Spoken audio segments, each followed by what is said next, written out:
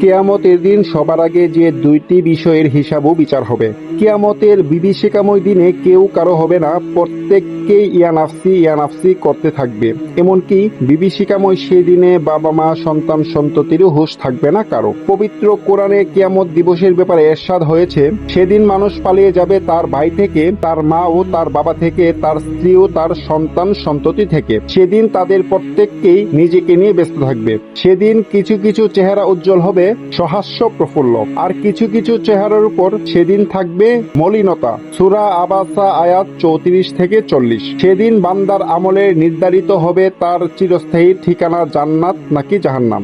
আর হাসর নসরে মানুষের অঙ্গ প্রত্যঙ্গ সাক্ষ্য দেবে। পবিত্র কোরআনে মহান রাব্বুল আলামিন ইরশাদ করেছেন, যেদিন মানুষের জিহ্বাগুলো, তাদের হাতগুলো, তাদের পাগুলো তারা যা করত সে ব্যাপারে তাদের বিরুদ্ধে সাক্ষ্য দেবে।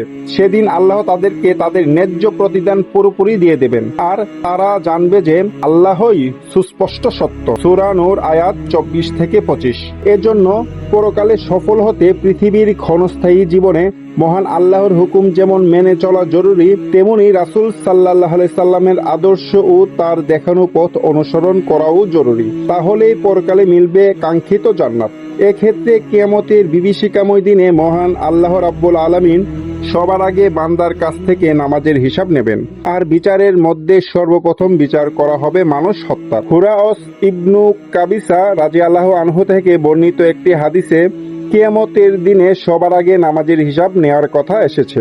হুরায়স ইবনে কাবিসা রাদিয়াল্লাহু আনহু বলেন, একবার আমি মদিনা এলাম, তারপর দোয়া করলাম, হে আল্লাহ, তুমি আমার জন্য একজন নেক সঙ্গী লাভ সহজ করে দাও। পরে আমি আবু হুরায়রা রাদিয়াল্লাহু আনহু এর কাছে গিয়ে বসলাম। তখন তাকে বললাম, একজন নেক সঙ্গী জুটিয়ে দিতে আমি আল্লাহর কাছে দোয়া করেছিলাম। অনুগ্রহ করে আপনি রাসূল সাল্লাল্লাহু আলাইহি সাল্লাম থেকে যে হাদিস শুনেছেন তা আমাকে শোনান, হয়তো আল্লাহ তাআলা এর মাধ্যমে আমাকে উপকৃত করবেন। পরে আবু হুরায়রা রাদিয়াল্লাহু আনহু বলেন, আমি রাসূল সাল্লাল্লাহু আলাইহি সাল্লামকে বলতে শুনেছি যে কিয়ামতের দিন বান্দার আমলের মধ্যে সর্বপ্রথম হিসাব নেওয়া হবে সালাতের। যদি তা সঠিক বলে গণ্য হয় তবে সে হবে কল্যাণপ্রাপ্ত ও সফলকাম, আর যদি তা সঠিক বলে গণ্য না হয় তবে সে হবে অসফল ও ক্ষতিগ্রস্ত।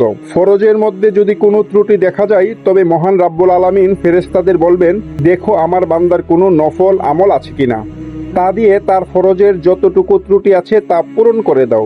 পরে এমনিভাবে হবে অন্যান্য সব আমলের অবস্থা। সুনান আত-তিরমিজি হাদিস 413।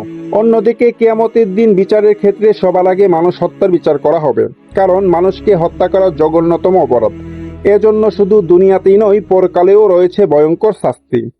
পবিত্র কোরআনে এরশাদ হয়েছে, যে ব্যক্তি মানুষ হত্যা কিংবা জমিনে সন্ত্রাস সৃষ্টির কারণ ব্যতীত কাউকে হত্যা করবে সে যেন তামাম সব মানুষকে হত্যা করলো, আর যে মানুষের প্রাণ বাঁচালো সে যেন তামাম মানুষকে বাঁচালো।